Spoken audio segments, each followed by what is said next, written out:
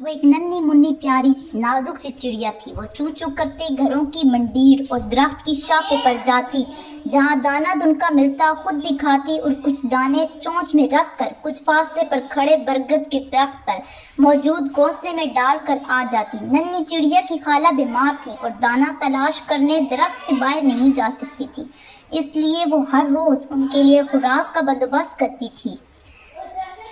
एक दिन वो खाला के घोंसले में दाना डालने गई तो खाला चिड़िया वहां नहीं थी। नन्ही चिड़िया को फिक्र हुई। वो उड़ती हुई खाला को तलाश करती रही। खाला चिड़िया नजर ही नहीं आई।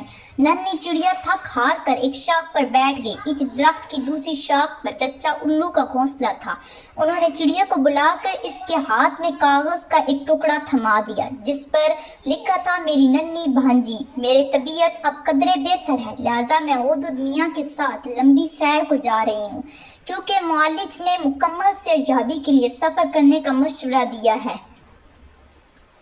मैं शाम तक वापस आ जाऊंगी, फकत तुम्हारी खाला। नन्ही चिड़िया ने खत पढ़कर सुकून का सांस लिया। फिर यकायक चच्चा उल्लू से कहा, मैं कब से एक शाख से दूसरी शाख, इस डाल से इस डाल उड़ती फिर रही हूँ। आप खामोशी देखते रहे, मुझे पहले ये आवाज़ देकर ये खत क्यों न दिया। चच्चा उल्लू ने अपना चश्मा उतार कर साफ करते हुए कहा, हर मुश्किल के बाद मिलने वाली आसानी की कदर ज्यादा होती है।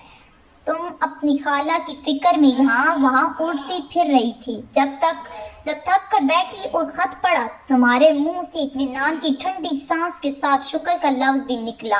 मैं फौरन बता देता तो ये बात तुम्हारे लिए गैर मामूली ना होती। चच्चा जी शुक्रिया, जिंदगी का ये सबक अच्छा है, मैं इसे अपने ज़हन में बिठा लेती हूँ। नन्ही चिड़िया कुछ देर बाद वहाँ से उड़ी और सोचा, अब कौन सी नेकी की जाए।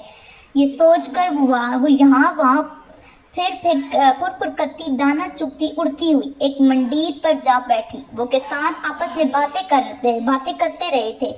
तुम्हारी खड़ी फसलों में ठंडी दिल का हमला होने वाला है, समझ में नहीं आ रहा क्या करें, मक्का ये मुसीबत टल जाए। नन्ही चिड़िया ये सुनकर उसी वक्त उड़ी और चच्चा उल्लू के पास वापस आई और उन्हें ये बात बताई। कुछ देर गौर करके चच्चा उल्लू ने तमाम परिंदों को इजलास की दावत दे दी।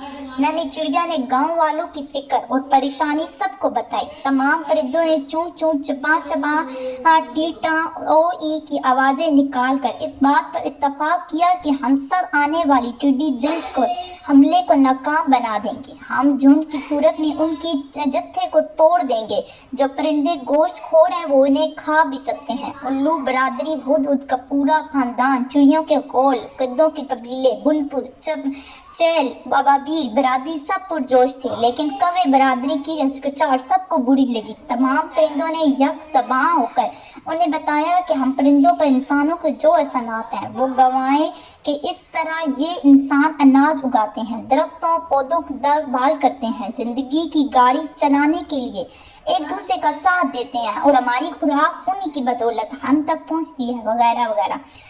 अब कौवा बरादरी भी इस मुहिम के लिए तैयार थी। जब टिड्डी दिल फसलों पर हमला करने को आगे बढ़ी तो आपने सामने 10 गुना बड़े परिंदों के झुंड को आता देखा कर सर पीट वापस पलट गए। नन्ही चिड़िया खुशी से झूमती गांव के किसानों के घर की मंडीर पर जा पहुंची और झूम झूम कर गाने लगी, जब मुश्किल कोई कब आविद है, हिम्मत तो क्यों हारे हैं, करजोश जवां तो रखे हैं, ये देख दुश्मन ही हारे हैं। किसानों ने तमाम परिंदों का शुक्रिया अदा किया और टोकरे भर भर कर अनाज चुगने के लिए दिया। चच्चा उल्लू ने अपनी गोल गोल आंखें घुमाते हुए चिड़िया को दूसरी नसीहत की, जो किसी पर आने वाली मुश्किल को आसान करता है वो समझो अपने लिए आसानी की राह खोलता है।